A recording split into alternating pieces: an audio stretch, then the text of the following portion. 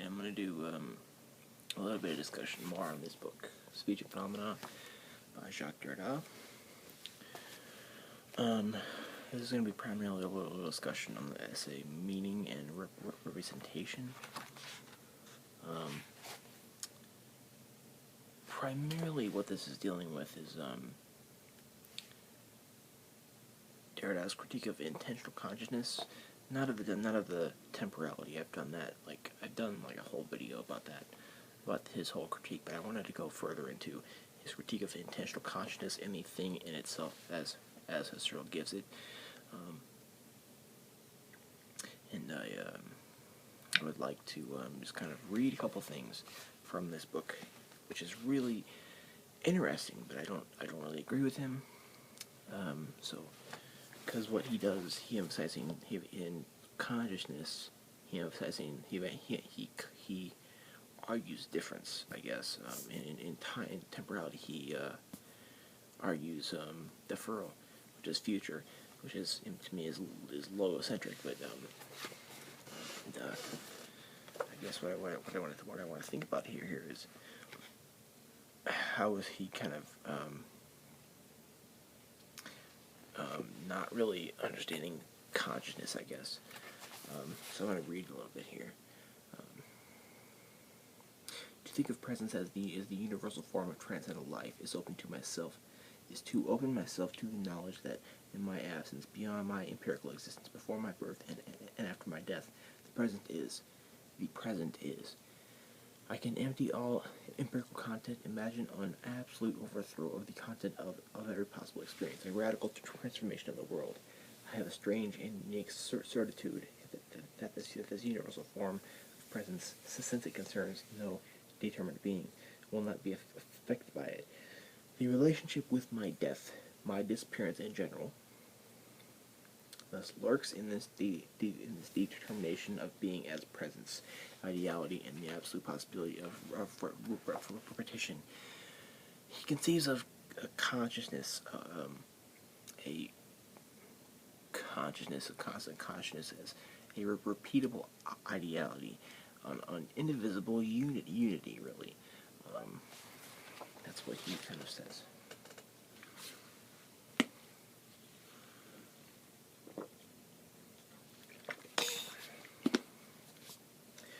My mouth is getting dry. So what he says when he says, the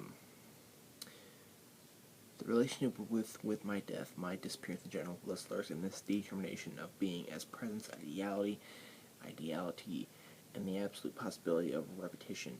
The possibility of the sign is this relationship with death. The determination and elimination of the sign in the sign is just, in metaphysics, is the dissimulation of this relationship with death, which have produced signification.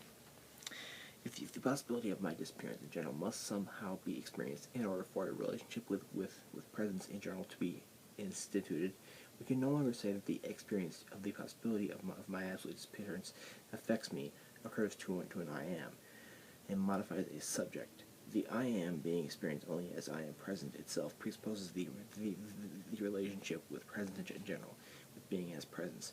The appearing to the I, of the I to itself, in the I am. The I am is the invisible unity of consciousness, repetitive ideality.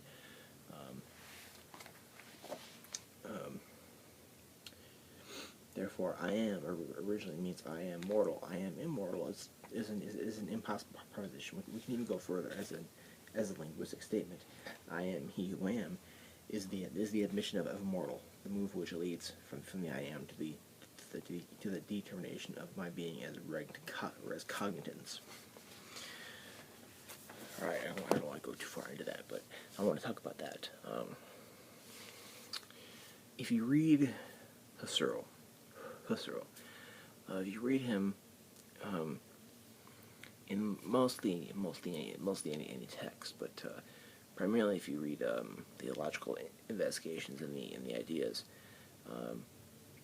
you're going to understand the transcendental reductions and intentional consciousness itself.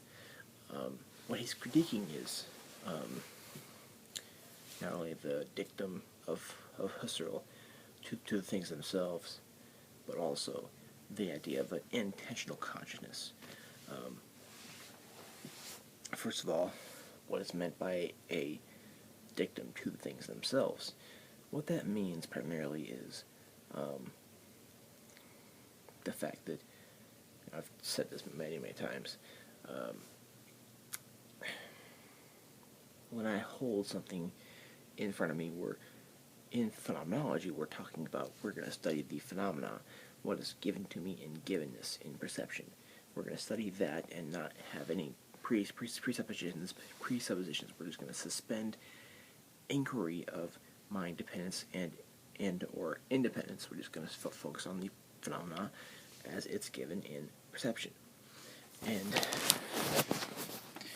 the only way to do that is to primarily have a good, sound, and infallible idea of what consciousness is and how it works. And that's the intentional consciousness, where intentionality is really just like aboutness, ofness, if you put it in other terms. Essentially, intentionality is saying that, if you read Husserl, and then if you read Sartre, even, like Sartre's Transcendence of the Ego, or his Introduction to Being and Nothingness. In the intro to being in nothingness, he radicalizes the intentional consciousness. He just kind of says, consciousness is nothing but of something. So I'm going to go with that, because that actually was what I agree with. So really, we have to, in order to make phenomenology work, we have to have a good, sound idea of what consciousness is, and it is this intentional consciousness. It is aboutness of the phenomena, if you are in phenomenology.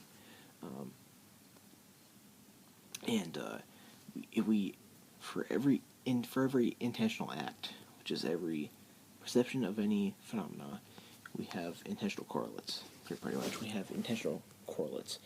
We have a noesis and a noema. The noema is the object of the act. Thus, if I put a book above my face, the object itself is the noema. The noesis, however, is the intentional correlate of meaning. It's what is intended, the intended meaning. Really, it is pretty much the fact that when I hold this up, I understand it as a book. I understand it as also Martin Heidegger's Being in Time as well. I understand what this is and what it means to be this.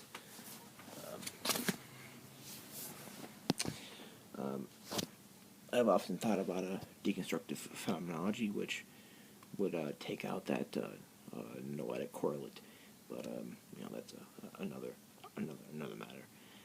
Anyway, so that's pretty much what the intentional consciousness is to the things themselves, and it's talking about pretty much, if you're going to go by a transcendental ego, or you're going to have a stream of consciousness, or a sentience, however you want to say it, where it is always the case that something is given to until it dies. Really, I am a case of that, primarily because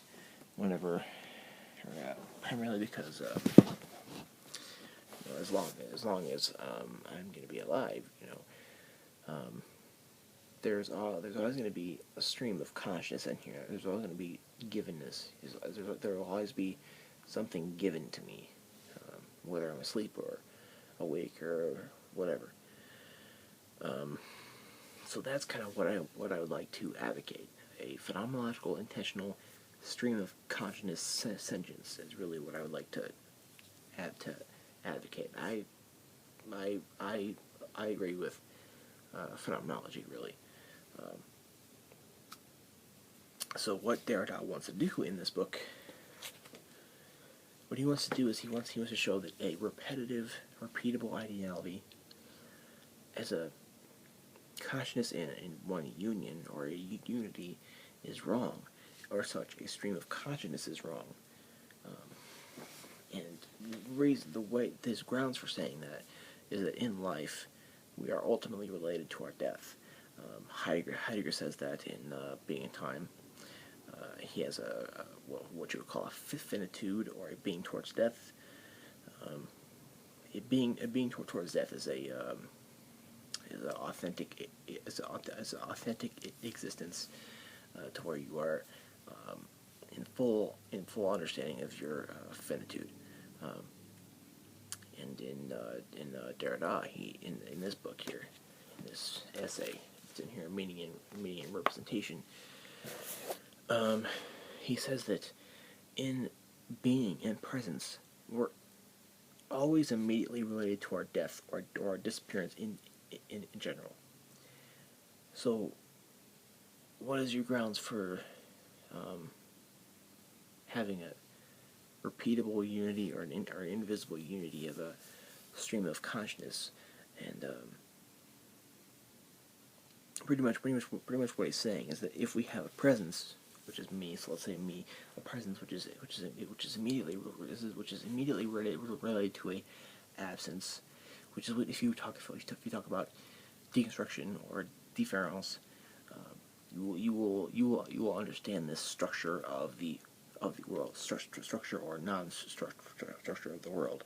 That if we have being, it's always related to non-being. Presence is always related to absence. And all these little ambiguities of the world, if you wanna call it that. And he says that if a presence or a consciousness is immediately related to death or disappearance or absence, then we can't conceive of a stream of consciousness, a repeatable ideality, or a repetitive unity, an indivisible unity. And the unity is primarily that it's repeatable in that it's always me. It's always this one line of consciousness. And no matter what is presented, it's always going to be to this stream. That is a repeatable ideality. It's a repetitive.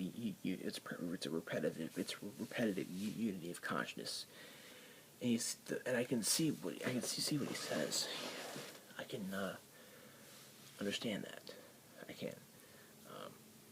The fact that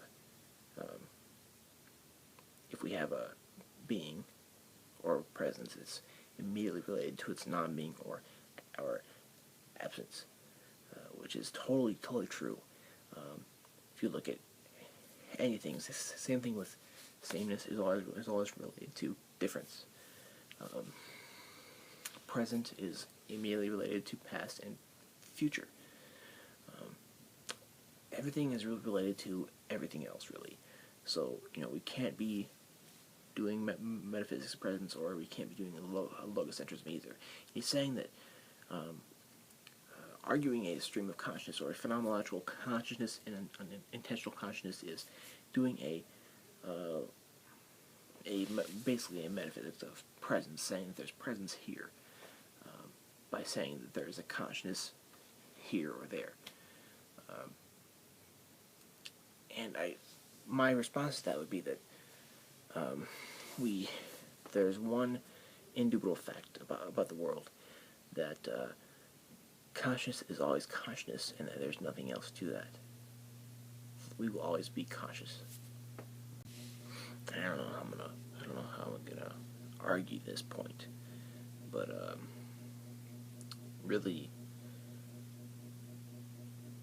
what I'm trying to say is that even though everything in the world, according to Derrida's deconstruction and difference, everything is related to everything else. Nothing either. You can't say that presence is there and absence isn't, or being is there and not being isn't. That's the way everything is. But I think that there's a basis for arguing a stream of consciousness, which is basically not anything but just a sentient stream. It's just a thing that's conscious of everything that is given to it in givenness, and really, the way I would like to argue that is just to kind of argue the indubitability of a consciousness, of some kind of consciousness, because if we argue against consciousness, in the way that Derrida does, then we are arguing against all kinds of consciousness in itself. Derrida says that the thing itself eludes you as you try to grasp it, and I think he's not thinking about the thing itself in the correct way. He might be thinking of the thing itself as this thing in the world that can be grasped. The thing in itself doesn't have to be, some kind of entity that's being grasped. All that it is basically, we have this sentient conscious thing here, and all this stuff is being pumped into it through sentience and consciousness. And none of this stuff that's being pumped into him through sentience doesn't have to have any meaning, because it doesn't. It's just ambiguity, absurdity, deference, and free play between the dichotomies. No meaning, just sentience. The only thing that's there is sentience, and that's just because we have this guy here who is sentient, and we have all this stuff. And I think that Derrida is saying that if we're going to think about a thing in itself, then we're thinking about something that is graspable, able to be grasped, that is wieldy. But this thing itself doesn't have to be doesn't have to be characterized that way. This thing itself that is pumped into this sentient thing should be very well described as ambiguous, absurd, meaningless, but it's still a thing, and yet not a thing. So we have this free play of difference, which is basically pumped into him through his being conscious and sentient. So the only indubitable thing, the only infallible truth in this world is the fact that we are all sentient. And there's no way you can really get beyond that by arguing of what is given in this givenness, in what is given. The thing is, we cannot argue against consciousness based on what is given in these things in themselves, just because they have difference and all this ambiguous shit. So tell me your thoughts, because I think I have a pretty good thought here. I just there's no way of arguing against consciousness based on what is given to us in perception.